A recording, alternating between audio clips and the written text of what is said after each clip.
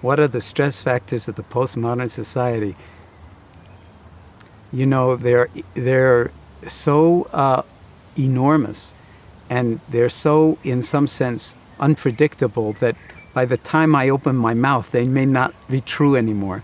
Because since we've entered the digital age, and really the 21st century, the experience of time acceleration and the experience of being able to be anywhere and everywhere, connected 24/7, is really probably changing our brains and our nervous systems. And so we are so wired, we are so connected, we are so overwhelmed by email and instant messaging and everything else that we hardly have time for being anymore. We're so wrapped up in doing and in trying to get everything done. And of course, it's impossible to try to get everything done.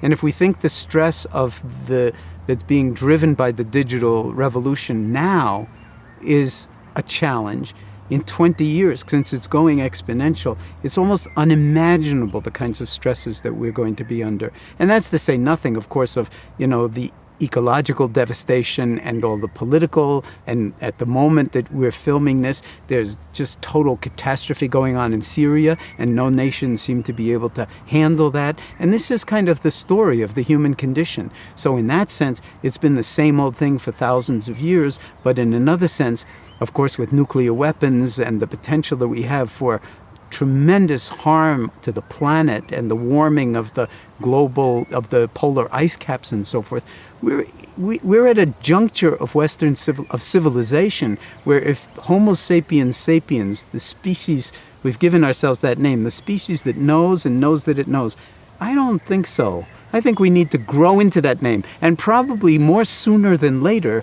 because if we don't wrap our minds around the ways in which we ignore things that are really fundamental to the well-being of ourselves, our communities, our countries, and the planet, we are going to be in very, very difficult situations where the human mind just may not be capable of dealing with those catastrophes once they happen.